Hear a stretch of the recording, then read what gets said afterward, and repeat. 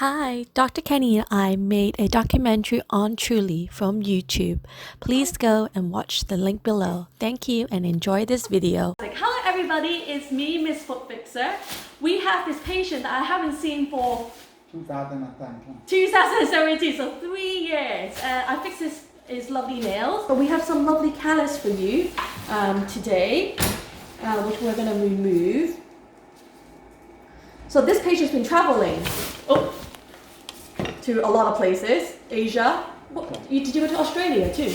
No, we traveled around the world actually. So we started up going to the Asia. We thought that that would be convenient for our family because there are a lot of children-friendly environment there. Okay. So we started up going to places like Malaysia, Vietnam, Thailand, and because we were craving for more beach holidays. Yeah. And also they have a lot of shallow pools.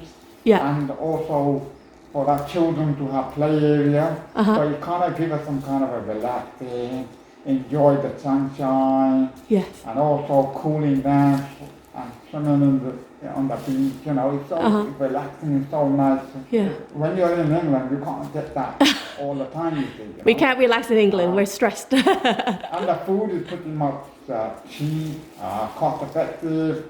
Also, they have a buffet, which means that, you know, you can eat as much as you want. Here's what you haven't gained weight, you look good for having so much buffet. And Asian buffet is amazing. They've got lobster, big shrimp, Asian buffets are really good. You have lobster, loads of good seafood, don't they? A lot of. Yeah, good quality buffet. Yeah, not like in England where it's like, what is it? Roast? Nothing wrong with roast, but it's like not that great. We're not into kind of a funky seafood like oyster and, you know. Really? My dad loves those. I don't know, we just kind of like prefer to eat cod and, you know, simple fish, and that's what we used to here. But my wife is the kind of a person who don't mind trying anything. But she's like, you know, I'll try this and I'll try that.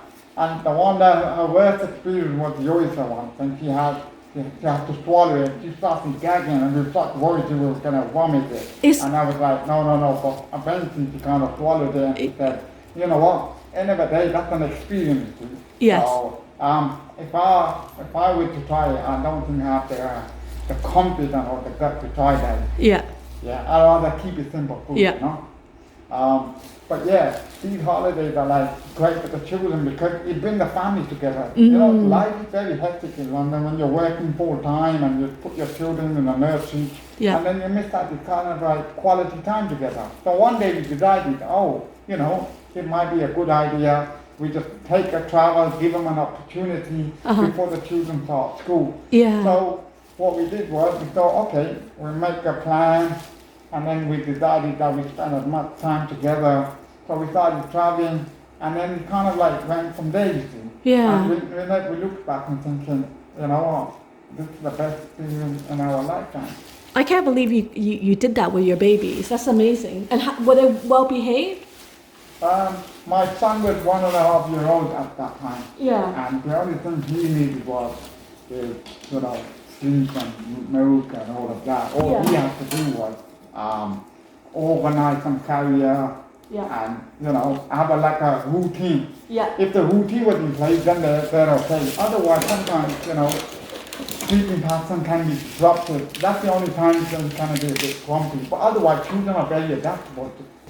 If it's hot or cold, it's just used to whatever you're doing. It's quite an easygoing child. Okay. One boy, one girl. Right? One boy and one girl, yeah. Who's older? Now that because of the virus is happening, we're like stuck in the UK, so we just have to wait until it happens. Yeah, but I'm thinking now is that in terms of school, it's better for them to get school because then they have some kind of a formal education. Yeah. Yeah, because this is a good time for them to get back to school. And they're not late anyway, they've got the entrance, they've been accepted. Okay. And in September they will go back to school and hopefully everything goes back to normal again. But we still do miss our holidays though. Was it hard to get them into registered to school because they traveled?